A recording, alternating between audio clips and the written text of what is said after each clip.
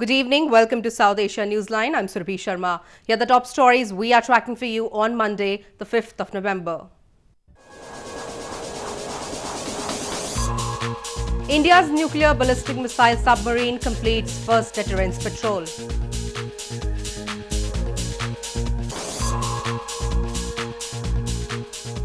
Pakistani protesters call for review of Christian woman's acquittal.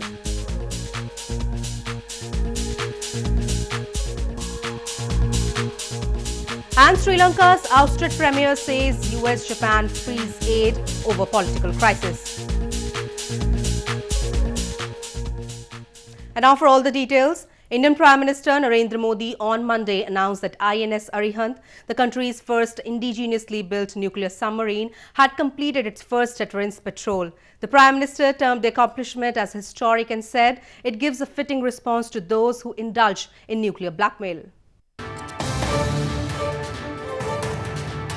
Indian Prime Minister Narendra Modi on Monday announced that India's first nuclear ballistic missile submarine, INS Arihant, has returned from its first deterrence patrol, successfully completing the establishment of the country's survivable nuclear triad.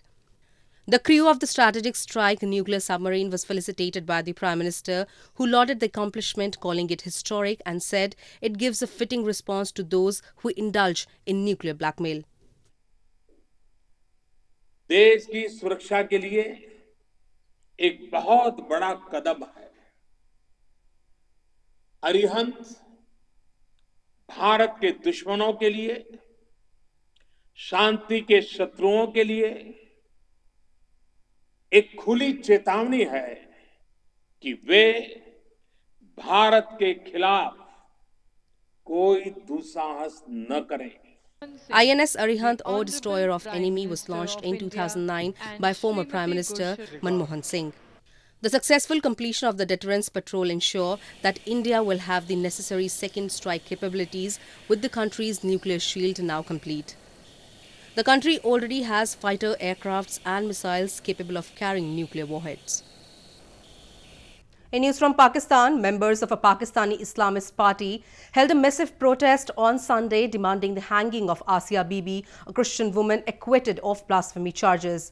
Pakistan's Supreme Court had last week overturned the conviction of Asia Bibi and ordered her release, sparkling protest from hardliners.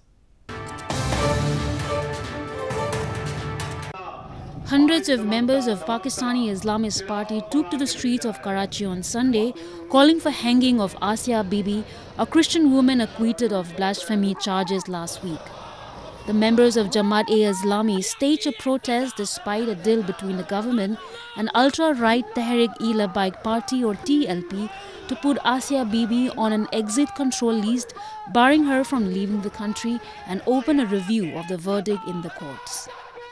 The Jamaat-e-Islami leaders said the agreement was made only with one party and that they wanted to know the government's position on the case review. उनका मुआहदा एक party से हुआ है, एक जमात से हुआ है, जो धरना दिए हुए थी और धरना दे रहे थे और ठीक दे रहे थे। उस धरने से हटाने के लिए किया गया मुआहदा पूरी कौम का मुआहदा नहीं है। 21 और 22 करोड़ लोग ये जानना चाहते हैं कि आपने ECL में नाम डाला है कि नहीं डाला और आसिया अभी कहाँ है। हम ये जानना चाहते हैं कि आप रिव्यू में हुकूमत क्या पोजीशन हासिल करेगी। Rights groups say the blasphemy law is exploited by religious extremists as well as ordinary Pakistani to settle personal scores against minorities who are often discriminated against. At least 65 people have been murdered over blasphemy allegations since 1990, including a 23-year-old student beaten to death on his university campus last year. Moving on, anti-Pakistan protests have recently intensified in Pakistan-administered Kashmir against the Neelum-Jhelum power plant project, which has been affecting the lives of locals. A massive water crisis has built up of late, which has forced the people to either live in uninhabitable conditions or move to other places. Anger against the local government and Islamabad has snowballed into a simmering outrage in Muzaffarabad city of Pakistan-administered Kashmir. The locals in the illegally occupied region are deprived of even drinking water as the river Neelum is drying up due to the construction of Neelum-Jhelum hydropower plant project. Locals recently carried out protests outside the Office of Water and Power Development Authority and the Pakistani establishment, which they claim have acted against the interest of the common people.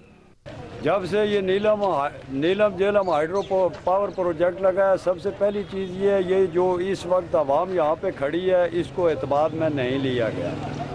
हमारे वो इलाके थे जो कि पूरे इलाके को पानी मुहैया करते थे, खासकर गांव नड़ा शरीफ जिसमें 75 चश्मे थे, इस वक्त वहाँ पे 3 चश्मे हैं जो कि बिल्कुल ना होने के बराबर है। हम इसलिए आए हैं, पानी की ज़रूरत है। हमारे मकान में दरारें पड़ गई हैं, सब बच्चों के 3 मकान हैं, 3 टूट फूट गए हैं और हमारी बात को इधर सुनता भी कोई नहीं है। 1 साल हुआ है इधर आते हुए और किसी ने नहीं सुना। ये सब बातें करते रहे, हमें वादे करते रहे। Ever since the construction of the Neelum-Jhelum hydropower project, the river Neelum appears as a stormwater drain filled with sewage waste. The project, which was built in the pretext of bringing prosperity, has deeply affected the lives of the common people, with many of them forced to migrate to other places in the country.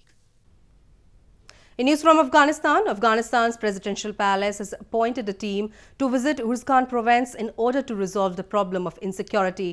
The presidential palace has reportedly stated the clashes in Uruzgan are fights between the ethnic groups. Afghan presidential palace has appointed a team to visit Uruzgan province in order to resolve the problem of insecurity in the region. The presidential palace has also stated the recent clashes in Uruzgan are fights between ethnic groups, reports suggest.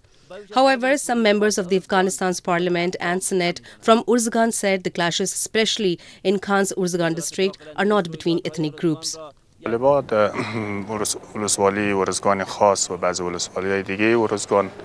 به یک شکل تسلط داره. از چند سال به این طرف اونا کوشش میکنن که در مناطق تشنج آفرینی کنه و تلاشی از اونایی است که موضوع جنگ را به یک شکل قومی بسازه، ولی مردم دو طرف هر دو طرفش راضی به جنگ نیستن.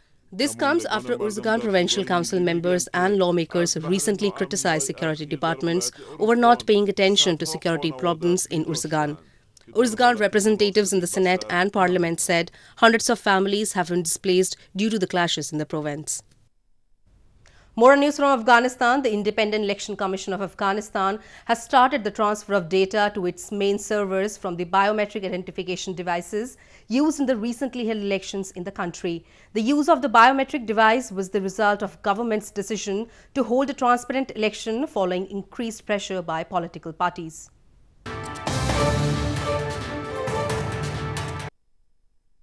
Independent Election Commission or IEC of Afghanistan on Sunday said it has started transferring data from the biometric identification devices used in the recent election to its main servers. The poll body said the whole process of transferring data from the biometric devices to the main servers will be completed within 2 weeks. The system نتائج biometric وسائل چې په غوبانه رای ورکونه تر سره شوې ده څنګه سیستم ته نقلیږي د هغو په نن پایل او آغاز ده.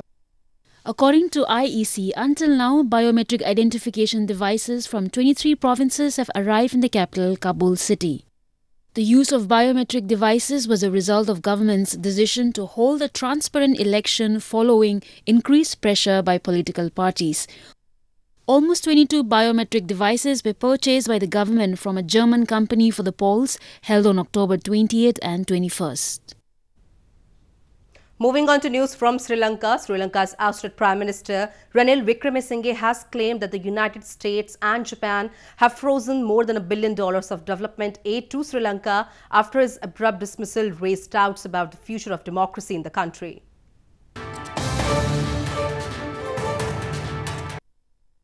Sri Lanka's ousted Prime Minister Ranil Wickremesinghe recently said the United States and Japan had frozen more than $1 billion of development aid to Sri Lanka after his abrupt dismissal raised doubts about the future of democracy in the island nation.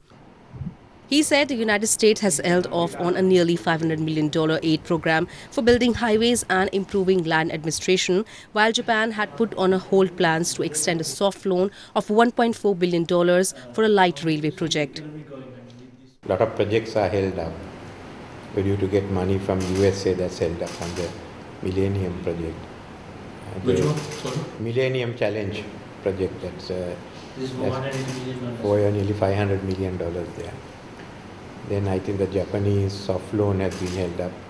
the light railway. Yeah, so that's held up. Stressing that there were international concerns about a government led by Mahinda Rajapaksa, Wickremesinghe said his party will step up a public campaign for parliament to be called and he be allowed to prove his majority.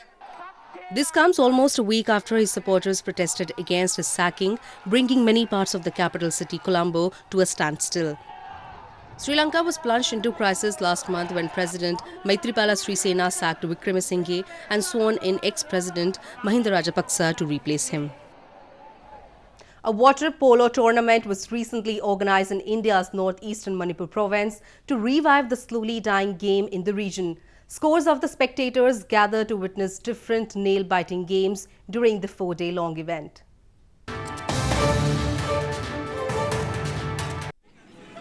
A youth organization in India's northeastern Manipur province recently organized water polo tournament to revive the sport culture in the region.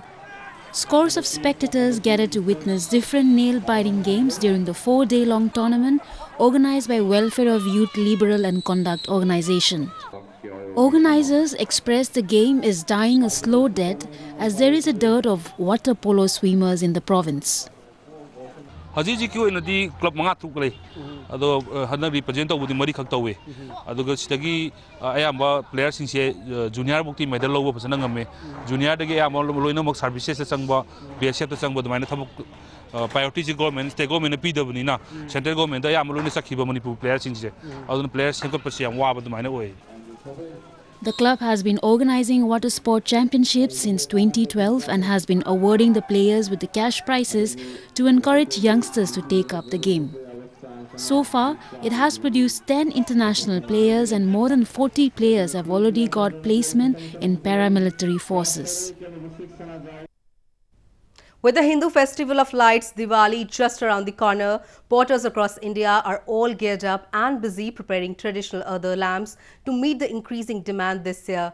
The demand of earthen lamps had been steadily decreasing over the years with the availability of cheap and more colorful decorative LED lights in the markets during the festival.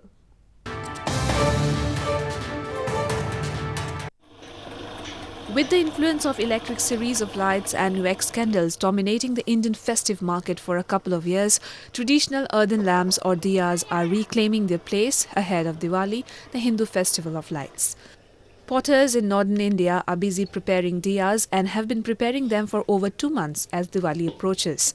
Potters in India's holy city of Varanasi alone are making more than 1,000 lamps in a day to meet the surge in demand.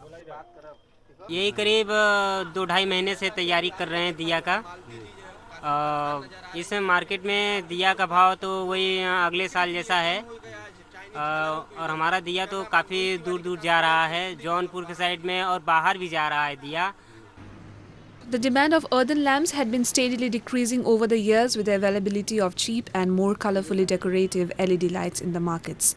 But this year, people are choosing indigenous diyas over LED lights, owing largely to social media campaigns highlighting the plight of the temporary street vendors. हमारी प्रथा शुरू से यही चलती आ रही है कि यही दीवे लेने चाहिए, तो यही हमारी धार्मिक धर्म के हिसाब से यही ही हमारे लिए बेटर है. Hindu festival of Diwali marks the return of God Rama to his hometown Ayodhya city after an exile of 14 years. According to religious epics, the residents decorated the whole town with diyas to celebrate the return of the beloved king, hence initiating the festival of lights.